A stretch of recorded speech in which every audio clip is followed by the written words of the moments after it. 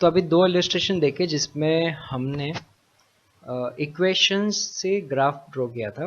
अब एक इलस्ट्रेशन देखते हैं जिसमें हमें ग्राफ दिया हुआ है और पूछा हुआ है कि इसकी इक्वेशन जो होगी वो क्या होगी, है ना। तो इसमें बोला हुआ है कि राइट दी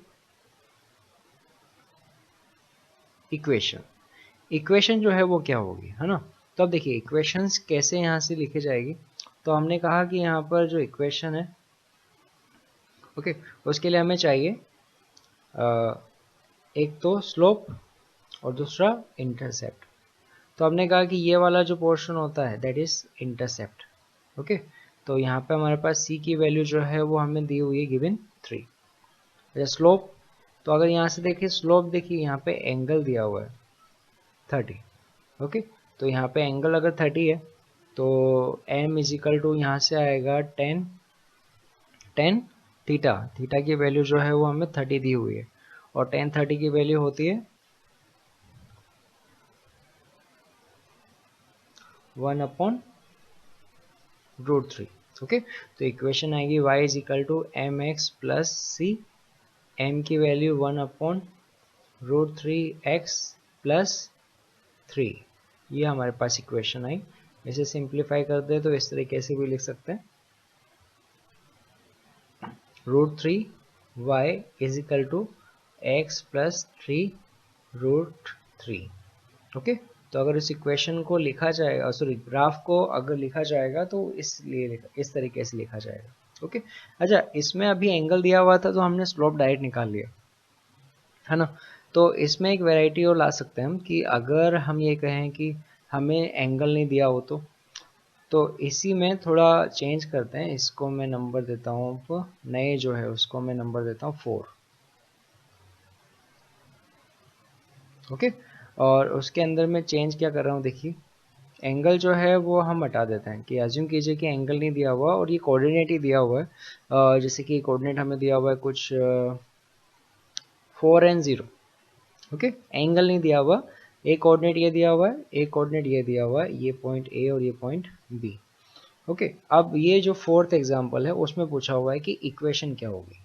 ओके, इसे तो हटा दो।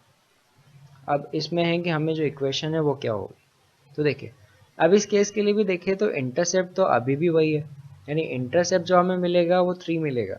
बट अब इस केस में टेन थीटा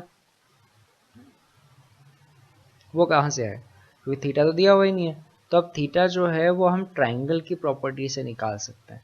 हमें पता है टेन थीटा जो होता है that is opposite upon base या एडजेसेंट जो होता है। तो अपोजिट यहाँ पर है 3 और जो बेस है इसका एडजेसेंट जो है वो कितना है, वो है 4। यानी यहाँ से टेन थीटा जो आएगा वो आएगा 3/4। ये हो जाएगा y is equal to M X plus C, y is equal to M की वैल्यू 3/4 प्लस सी की वैल्यू 3। ओके, तो इसको हम लिख सकते हैं 4y प्लस 3x, सॉरी हाँ 4y is equal to 3x plus 12। Okay, तो ये हमारे पास फोर्थ वाले एग्जाम्पल का इक्वेशन आ गया। ओके, तो अब हमें पता है कि अगर इक्वेशन दी हुई है तो उसे ग्राफ कैसे ड्रॉ करना है लाइन का, और अगर लाइन दी हुई है और उसमें अगर एंगल दिया हुआ है तो, और अगर कोऑर्डिनेट्स दिए हुए हैं तो ग्राफ से इक्वेशन कैसे लिखनी है वो हमने देखा। ओके,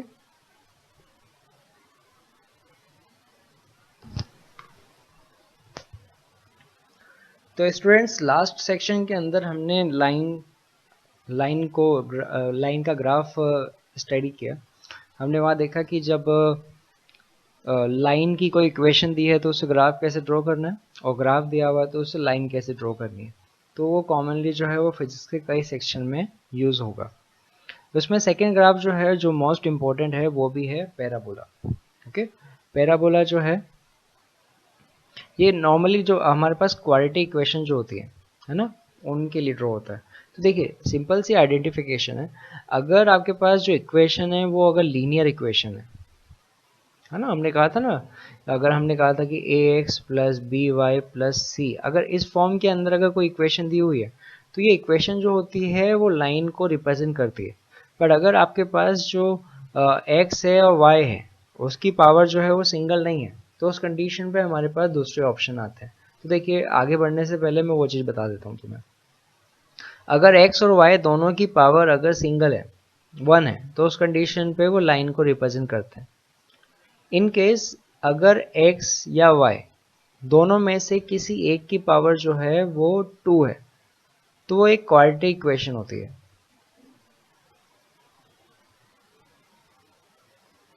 यानी कि जैसे A X square plus B Y या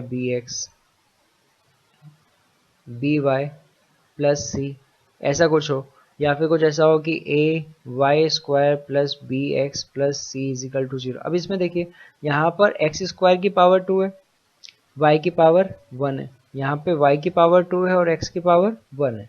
तो अगर ऐसा फॉर्म दिया हुआ है कि दो वेरिएबल में से एक जो है वो डबल पावर में और एक सिंगल पावर में, तो वो हमारे पास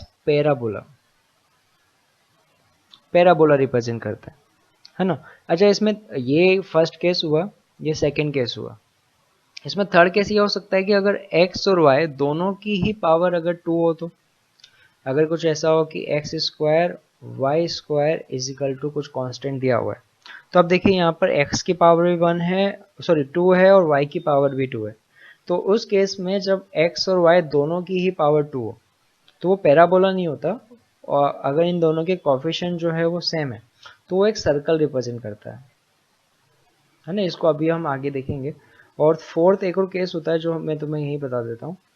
अगर यहाँ पे x और y जो है वो दोनों के कोफिशिएंट अगर अलग अलग है, A X square plus B Y square is equal to C दिया हुआ है, तो इस कंडीशन पे ये सर्कल नहीं होता, ये आता है आपके पास इलिप्स।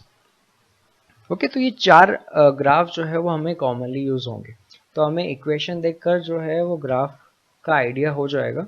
अगर वो x और y की पावर सिंगल है तो लाइन, अगर दोनों में से एक की पावर 2 है तो क्वाड्रेटिक मतलब पैराबोला, अगर दोनों की पावर 2 है तो सर्कल, और अगर दोनों के कोफिशिएंट अलग अलग है तो इलिप्स, है ना। तो अब इसको हम इंडिविजुअली अलग अलग डिटेल में देखते हैं। ओके, तो पहले देखते हैं पैराबोला को। तो पैराबोला का क्या कहा, अगर आपके पास जो x है ना, देखिए यहाँ पे x की पावर जो है वो 2 आ रही है, तो यहाँ पे हमारे पास फॉर्म क्या बन रहा है, y is equal to A X square plus B X plus C. तो यहाँ पे हमारे पास x की पावर जो है वो 2 आ रही है और y की पावर जो है 1 है, तो ये पैराबोला को रिप्रेजेंट करेगा। ओके, तो यहाँ पे इसके जो ग्राफ बनते हैं, है ना, बेसिक ग्राफ अगर मैं बताऊं, तो अगर जैसे मैं कहूँ कि मुझे ग्राफ ड्रॉ करना है y is equal to X square का, है ना, तो एक मिनट, हाँ इसको हम लिख लेते हैं y is equal to 4ax square है, कुछ ऐसा ग्राफ है ना। तो देखिए इसको मुझे ड्रॉ करना है। तो देखिए यहाँ पर ये सिंगल पावर में और ये डबल पावर में, तो ड्रॉ करने के लिए इतना याद रखिए कि जो पैराबोला कर्व होता है वो कुछ इस तरीके से होता है ना, कुछ बॉल की तरह। यहाँ पर जो सिंगल पावर में होता है, जो सिंगल पावर में, वो हमें बताएगा इसकी एक्सिस। जैसे कि यहाँ पर ये जो y है वो सिंगल पावर में, यानी ये जो हमारे पास कर्व जो बनेगा, है ना, ये वाला जो कर्व बनेगा, वो जो ये वाली एक्सिस है वो y के लिए आएगी। और ये जो डबल पावर में होता है ना, डबल पावर वाला जो है उसके दोनों तरफ जो है वो कर्व बनेगा। अगर यहाँ पे ये पॉजिटिव है तो ऊपर की तरफ, ये पॉजिटिव है तो ग्राफ जो है ऊपर की तरफ, और नेगेटिव है तो नीचे की तरफ। जैसे कि मैंने ग्राफ जो ड्रॉ किया है y is equal to 4ax square का, उसका ग्राफ बनेगा ये फर्स्ट वाला, ये जो है वो है y is equal to 4ax square का। y जो है वो यहाँ पर सिंगल पावर में, तो y एक्सिस ये वाले बताएगा, और x के अराउंड ये वाला कर्व आएगा, ये पॉजिटिव है इसलिए इसे ऊपर रखा है। अगर इसी ग्राफ को मैं ड्रॉ, मतलब ऐसा मैं कोई ग्राफ ड्रॉ करता y is equal to -4ax square में, तो y जो है वो एक्सिस बताएगा, और यहाँ पे नेगेटिव आ रहा है, तो ग्राफ जो होगा फिर वो इस तरीके से ड्रॉ होगा नीचे की तरफ। ओके, तो एक तो ये हमने देखा। अच्छा, दूसरा यहाँ पे देखते हैं। अगर ऐसे हमें लिखना हो कि x is equal to 4a y² है ना, यहाँ पे x प्रोपोर्शनल टू y²। तो देखिए सिंगल पावर में जो है वो x है, तो यानी कर्व जो बनेगा उसकी एक्सिस जो है वो आएगी x एक्सिस पे। ओके, और जो ये डबल पावर में उसके अराउंड, और यहाँ पे 4a जो है वो पॉजिटिव है, तो ये आएगा पॉजिटिव की तरफ, है ना, x की पॉजिटिव डायरेक्शन में। ऐसे अगर हमें ड्रॉ करना होता कि x इज इक्वल टू -4, है ना, x is equal to -4ay², वो कैसे बनेगा? तो देखिए x जो है वो एक्सिस बताएगा, यानी ये एक्सिस तो हो गई। यहाँ पे -4a आ रहा है, तो माइनस इसका मतलब कर्व जो बनेगा वो नेगेटिव साइड में बनेगा, यानी कर्व जो बनेगा वो कुछ ऐसा बनेगा, इसका कर्व ऐसा बनेगा। ओके, तो देखिए इसका एक एग्जांपल, इस टाइप का एग्जांपल नीचे दिया हुआ है। जब आपके पास ये पॉजिटिव है तो ऊपर की तरफ, और नेगेटिव है तो नीचे की तरफ, है ना।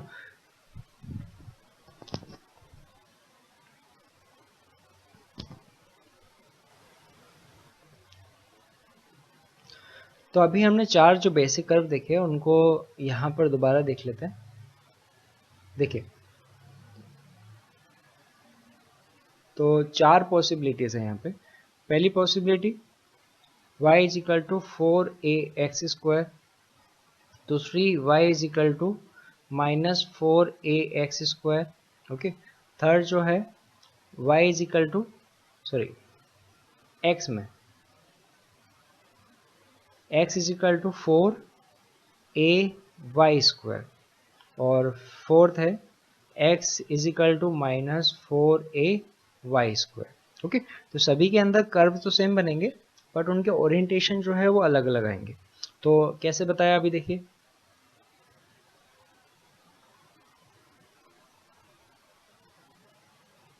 तो अगर फर्स्ट वाला देखिए तो क्या क्या बताया अभी, जो सिंगल पावर में होगा वो एक्सिस बताएगा, यानी सिंगल पावर में y एक्सिस, ठीक है। और x² है, यहाँ पर ये पॉजिटिव है, जो कर्व बनेगा फिर वो बनेगा ऊपर की तरफ, ये वाला कर्व, ठीक है। तो ये हमारे पास हो गया y is equal to 4ax², यानी y प्रोपोर्शनल टू x² वाला कर्व, ठीक है। सेकेंड क्या है यहाँ पे, -4ax² वाला, तो उसका कर्व जो बनेगा वो फिर नीचे बनेगा। अगर a नेगेटिव है तो ये वाला, तो ये second y is equal to -4ax², यानी बोल सकते हैं y प्रोपोर्शनल टू -x², है ना। जैसे कि अगर हमने कहा था कि काइनेटिक एनर्जी है 12mv², तो अब देखिए काइनेटिक एनर्जी प्रोपोर्शनल टू क्या है, v², k proportional to v²। तो काइनेटिक एनर्जी का जो ग्राफ बनेगा वो फर्स्ट वाले ग्राफ की तरह बनेगा, है ना। जैसे अगर हम कोई इक्वेशन लिखे कि u is equal to -1/2 kx² अगर है, तब देखिए यहाँ पे माइनस आ रहा है, यानी x जो है वो प्रोपोर्शनल टू -x² हुआ, तो ग्राफ बनेगा वो सेकेंड टाइप बनेगा, ठीक है।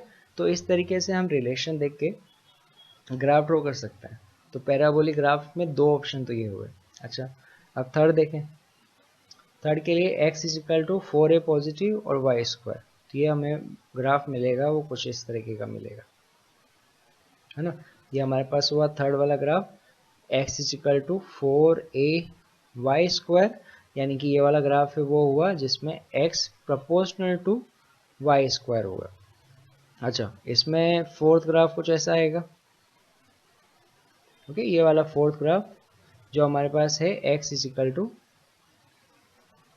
-4ay², ओके, -4ay², यानी ये वाला ग्राफ हो गया x प्रोपोर्शनल टू -y² बना, ठीक है। तो इस तरीके से हमारे पास बेसिक जो है वो 4 पैराबोलिक ग्राफ बनते हैं। ओके, अब यहाँ पे और वेरिएशन आते हैं कि इंटरसेप्ट जो है वो पॉजिटिव, नेगेटिव या अदर है, तो इतना डिटेल में हमें काम नहीं आएगा। तो हमें बेसिक आइडिया होना चाहिए पैराबोलिक कर्व का कि वो किस तरीके से आएगा। तो y प्रोपोर्शनल टू x² है तो पहला वाला, y प्रोपोर्शनल टू -x² वाला तो सेकेंड वाला, x प्रोपोर्शनल टू y² हुआ तो थर्ड वन, और x प्रोपोर्शनल टू -y² है तो फोर्थ वन। ओके,